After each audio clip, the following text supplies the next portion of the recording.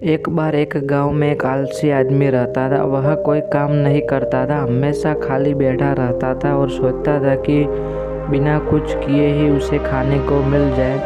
एक दिन वो एक बाग में पहुंचा। घूमते घूमते यहाँ आम के पेड़ थे। ये पेड़ आम से लदे हुए थे। आम देखकर उस आदमी के मुंह में पानी आ गया।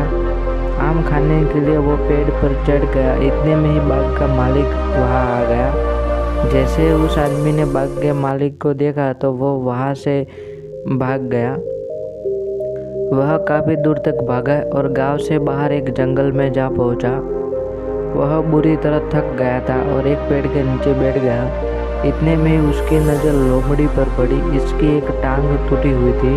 वह लोमड़ी लंगड़ा कर चल रही थी। इसे देखकर आदमी ने सोचा कि उस लोमड़ी की हालत ऐसी है, फिर भी यह किसी जंगली जानवर के शिकार से बच कैसे गई, अब तक शिकार कैसे नहीं हुआ।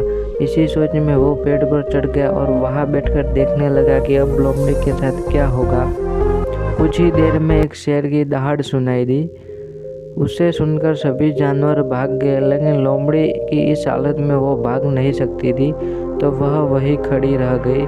शेर लोमड़ी के पास आने लगा। उस आलसी आदमी ने सोचा कि अब तो यह शेर लोमड़ी को मारकर ही खाएगा, लेकिन ऐसा कुछ नहीं हुआ। लोमड़ी शेर के पास खड़ा हो गया। शेर के पास एक मांस खड़ा, जिसे उस लोमड़ी के सामने गिरा दिया। लोमड़ी ने उस टुकड़े को खाया और शेर वहां से चला गया।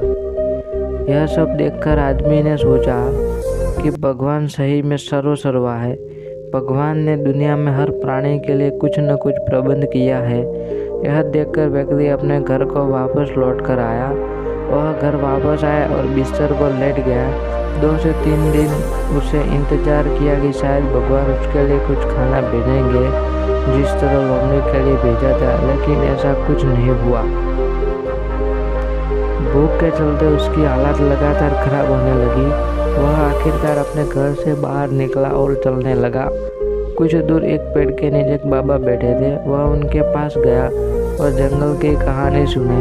उसने कहा कि भगवान उसके साथ ऐसा क्यों कर रहे हैं। उनके पास जानवरों के लिए भोजन का प्रबंध है, लेकिन इंसानों के लिए नहीं, ऐसा क्यों।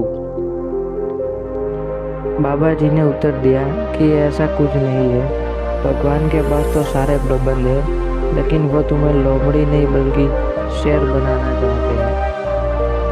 सीख, हम सभी ने क्षमताओं का असीम भंडार होता है, बस हम उन क्षमताओं को पहचान नहीं पाते। हमें खुद की क्षमताओं को पहचानना चाहिए।